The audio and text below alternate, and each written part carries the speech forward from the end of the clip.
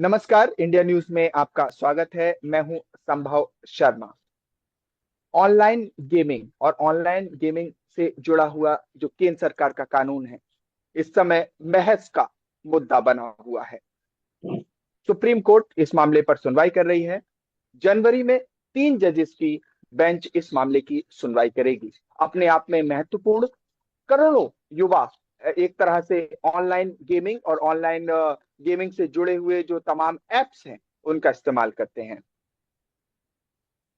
तमाम बातें आज हम इस मुद्दे पर करेंगे, लेकिन उससे पहले दर्शकों को मैं बता दूं, मेरे साथ एडवोकेट मोनाली सागर जुड़ी हुई हैं। वो एक युवा हैं। इससे पहले भी हम कई वकीलों से बात कर चुके हैं इस मुद्दे पे, लेकिन इस बार एडवोकेट मोनाली सागर से इसलिए बात कर रहे हैं क्योंकि वो ना सिर्फ युवा है बल्कि एक वकील भी हैं। तो वो उन्हें युवाओं की भी समझ है और कानून की भी समझ है। मोनाली जी, आपका स्वागत है इंडिया न्यूज पर। नमस्ते आप सबों का। जी। मोनाली जी, हम शुरुआत करते हैं। सबसे पहले केंद्र सरकार के उस हलफनामे से, उस एफिडेविट से जो सुप्रीम कोर्ट में केंद्र सरकार ने फाइल किया और कहा कि क्या जरूरत थी इस पर्टिकुलर कानून को। ये जो ऑनलाइन गेमिंग रेगुलेशन कानून है, इसे कहा जाता है promotion and regulation of online gaming, PROGA 2025। ये कानून लाने की क्या जरूरत थी। उसके लिए उन्होंने तमाम बातें कही, जिसमें कहा गया कि एक करोड़ों का जो लॉस है एक्सचेकर को वो हो रहा है। सुसाइड्स का हवाला दिया। टेरर लिंक्स जो एक तरह से आपराधिक कई मामले हैं वो इससे जुड़े हुए हैं। प्रिवेंशन ऑफ मनी, जो मनी लॉन्ड्रिंग है, एक सीरियस क्राइम है, वो इससे कहीं ना कहीं जुड़ा हुआ है। और इस वजह से इन सबको रोकने के लिए ये ऑनलाइन गेमिंग कानून लाना पड़ा। तो मैं आपसे जानना चाहूंगा कि आपको क्या लगता है कि इस कानून की क्या जरूरत है।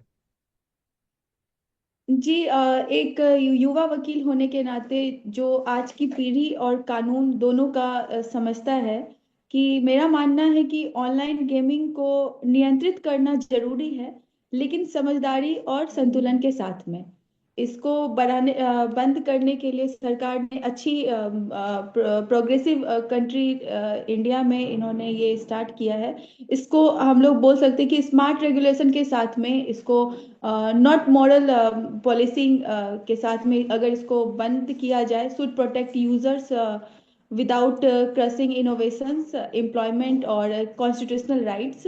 तो ये काफी इम्पोर्टेंट एक्ट है हमारे कंट्री के लिए। जी, आपने कहा विदाउट क्रशिंग इनोवेशन।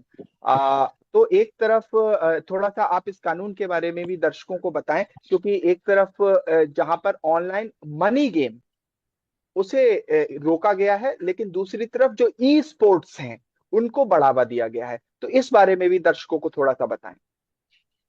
जी ऑनलाइन ये कानून जो है बेसिकली बताया जाता है कि मुख्य रूप से कि ऑनलाइन और रियल मनी लॉन्ड्रिंग को, जी। गेमिंग को नियंत्रित करना है। धोखाधड़ी और मनी लॉन्ड्रिंग और लत को रोकने के लिए, क्योंकि जी। अगर इसे नहीं रोका जाएगा तो जो पहले जुआ चलता था और अभी जो ये मनी ऑनलाइन गेमिंग है, इन दोनों में कोई डिफरेंसेस नहीं होगा।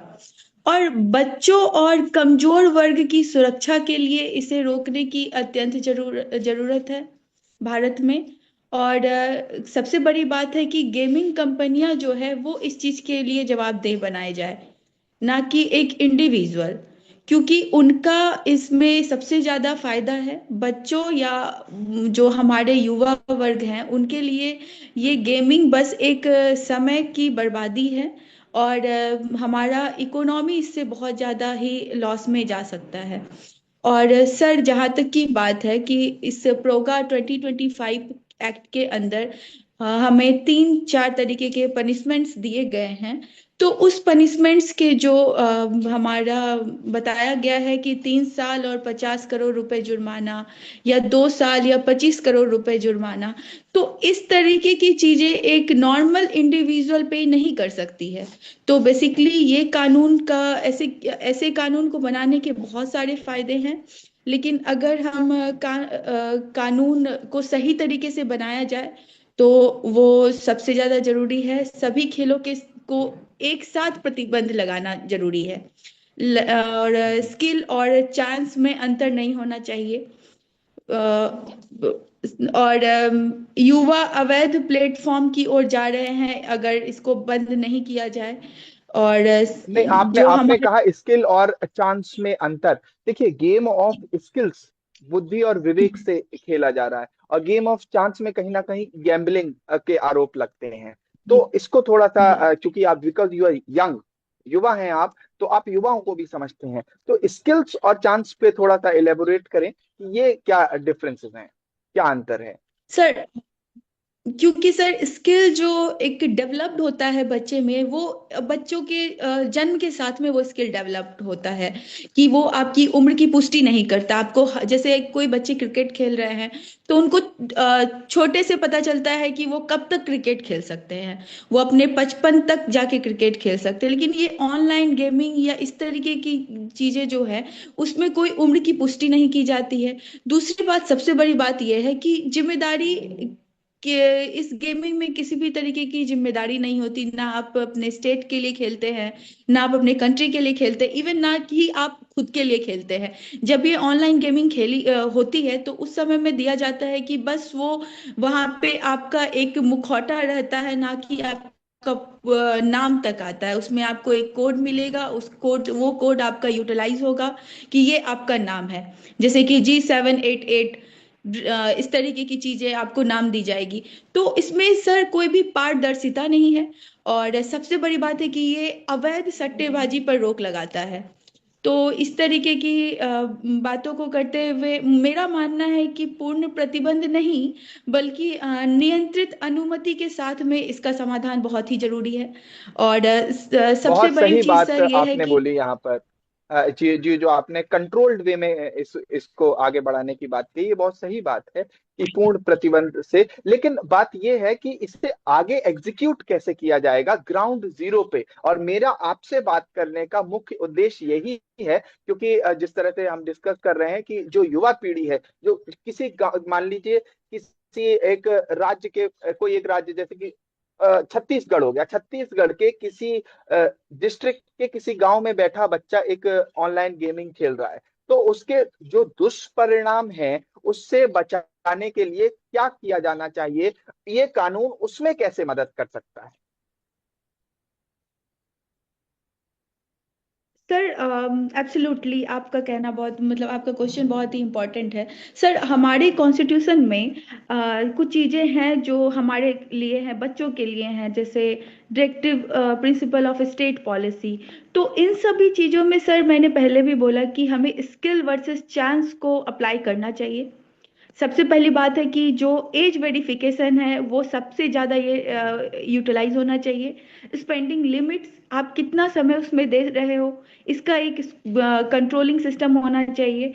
सबसे उसके बाद आता है आपको कि consumer protection, not punishment but consumer protection होना चाहिए। क्योंकि आप हर हर चीज में अगर आप पनिशमेंट को घुसाते हो तो वो कानून का बहुत एक इंडिविजुअल होने के नाते, एक नागरिक होने के नाते मुझे लगता है कि किसी ना किसी को मन होता है कि वो इस तरीके के प्लेटफॉर्म पे रहे। लेकिन वो पनिशमेंट समझ के वो नहीं रहेगा, लेकिन उसको बहुत ही अलग तरीके से करना चाहिए। और सबसे इम्पोर्टेंट चीज है जो मैं बताना चाहूंगी कि जिस जी तरीके से गाड़ी चलाने के लिए लाइसेंस की जरूरत होती है, उस तरीके की इस जी चीज ये गेमिंग के लिए भी लाइसेंस होना जरूरी है। उम्र की जांच की जाए, लाइसेंस हो, आपका स्किल कितना जरूरी है वो हो, अवैध सट्टेबाजी से बच्चे बचे है। क्योंकि इससे हमारा इकोनॉमी सबसे ज्यादा इफेक्ट पड़ता है। और मानसिक स्वास्थ्य समस्याओं का भी ध्यान रखा जाए। और क्योंकि ये एक ऐसा चीज है जिसमें कि बच्चे, हमारे बहुत सारे यूथ ये बोल सकते हैं कि बहुत सारे कंट्री आगे बढ़ गए हैं टेक्नोलॉजी में, अगर इस तरीके से बंद किया जाएगा तो हमारा देश पीछे रह जाएगा। तो ऐसा बिल्कुल नहीं है। ऐसा बिल्कुल भी नहीं है। टेक्नोलॉजी को पॉजिटिव वे में अगर हम लेके जाते हैं तो हमारा रोजगार भी पैदा होगा, राजस्व भी उत्पन्न होगा, तो हमारे लिए कहीं से भी लॉस नहीं है। मेरा यही मानना है कि समझदारी से बनाया गया कानून देश को फायदेमंद बनाता है, ना कि कठोर और प्रतिबंध कानून। हम्म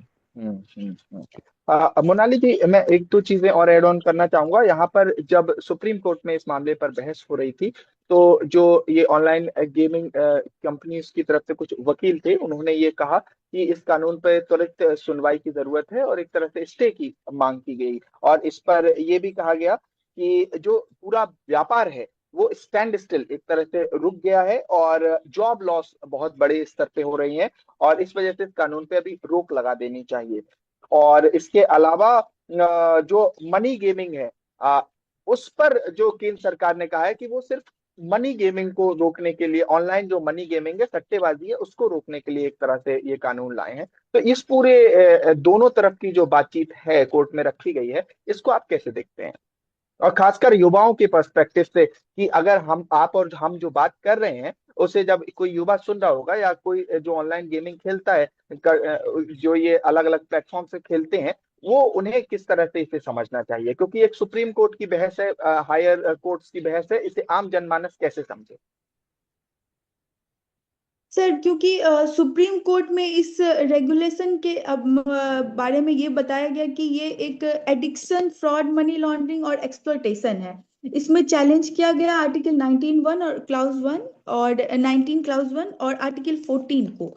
सर, मेरा ये कहना है कि outright bans instead of structure regulations, मतलब imposes outright bans instead of structure legislation.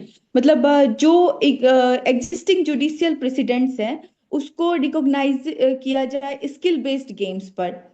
और बात रही सर जहाँ तक कि रेगुलेशन इज जी। नीडेड, और सर कंट्री के लिए as a young lawyer who understand both youth culture and constitutional law, I believe that regulation of online gaming is necessary, but over regulation और blanket bans from the country जी। More than they help.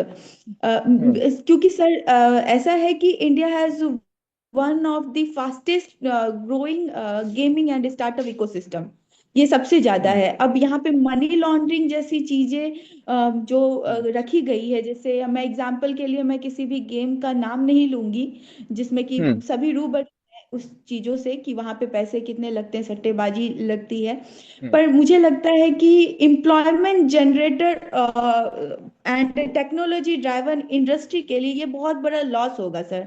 तो हम्म मेरा है कि इस चीज को प्रोगा 2025 जो है कहीं ना कहीं हम्म हमें रियल मनी गेमिंग से रूबरू करा हम्म कंट्री को बहुत कुछ चीजों, बच्चों को बहुत चीज से बचा रहा है, यूथ को बहुत चीजों से बचा रहा है। सबसे बड़ी चीज है सर कि एक हम्म देश को डेवलप होने के लिए टाइम मैनेजमेंट, अगर हम्म एक काम कर रहे हैं उस समय भी हम्म वो अपने टाइम को किल कर रहे हैं इस ऑनलाइन गेमिंग के चक्कर में। तो हम्म मेरा मानना है कि सबसे ज्यादा स्पेसिफिकली कवर्स बिजनेस लॉस तो है, लेकिन सर यंग यूथ के लिए सर ये सबसे जरूरी है कि इसे बहुत ही रिस्ट्रिक्टली और बहुत ही संयम तरीके से इसे बंद किया जाए। और मुझे नहीं लगता ये कहीं से भी ये कानून गलत है, ये कानून सही है। बस इसमें थोड़ी बहुत चीजें अगर बदली बदली जा सके तो वो और भी ज्यादा अच्छा है। क्योंकि सर आज का युवा डिजिटल है, ग्लोबल हम्म प्लेटफॉर्म से जुड़ा हुआ है, स्किल बेस्ड गेम्स में करियर मानता है, और पुराने लोगों को ये गेम जुआ लगता है, इनोवेशन को वो लोग रोकते हैं। मैं बात करूंगी कि हम्म ऑनलाइन गेमिंग रेगुलेशन जरूरी है, लेकिन हम्म बिजनेस को खत्म कर देने वाला कानून देश के विकास में मदद नहीं करता है। क्योंकि हम्म कहीं ना कहीं छोटी छोटी बिजनेस से ही हम वर्ल्ड वाइड जा सकते हैं, इस तरीके की बिजनेस से। कि अगर हमारे देश में ये कम्प्लीटली बैन हो जाता है और दूसरे देश में ये कम्प्लीटली ये दौड़ रहा है, तो वो हमारे सिस्टम को, हमारी टेक्नोलॉजी सिस्टम को थोड़ा सा हार्म कर रहा है। एक संतुलित और संवैधानिक और युवा अनुकूल नीति ही देश, सरकार और युवाओं तीनों के हित में होना चाहिए। सो हम्म, बेसिकली मैं इसके हम्म, पक्ष में भी हूँ, विपक्ष में भी हूँ। हम्म, और बहुत स्पष्ट रूप से मोनाली जी आपने बात रखी। और दोनों ही बातें, कानून की जानकारी और इसके साथ साथ युवा क्या सोचते हैं, उसकी समझ आपने यहाँ पर दिखाई। और यहाँ पर खासकर दो तीन पॉइंट्स जो आपने बोले, खासकर यहाँ पर जो स्किल बेस्ड गेम है उसको बढ़ावा देना चाहिए, और कंप्लीट ब्लैंकेट बैन से बचकर इसी को थोड़ा मॉडिफाई करके एक ऐसा बनाया जाए जो इंटरनेशनल इकोसिस्टम के थोड़ा सा कंपैटिबल हो, जिससे कि भारत पीछे भी ना रह जाए ऑनलाइन गेमिंग में, लेकिन जो युवा हैं वो शिकार भी ना हो। कुछ इस तरह के जी। सजेशन आपने दिए। मैं आपका विशेष धन्यवाद यहाँ इंडिया न्यूज के प्रोग्राम पे करता हूँ। एडवोकेट मोनाली सागर, आपका धन्यवाद इंडिया न्यूज से जुड़ने के लिए और तमाम बातों को रखने के लिए, जिससे एक समझदारी पूर्वक एक ऐसा ये जो इकोसिस्टम बन सकता है ऑनलाइन गेमिंग का, जिससे युवा भ्रमित भी नहीं हो और दूसरी तरफ एक तरह से ब्लैंकेट बैन से भी बचा जाए। बहुत बहुत धन्यवाद। आप सभी का भी धन्यवाद जो दर्शक हमें देख रहे थे इंडिया न्यूज पर जुड़ने के लिए और ऑनलाइन गेमिंग पर इस डिस्कशन में पार्टिसिपेट करने के लिए। अपने कमेंट्स कमेंट बॉक्स में आप लिख सकते हैं और हमारे लिए पोस्ट कर सकते हैं। बहुत बहुत धन्यवाद।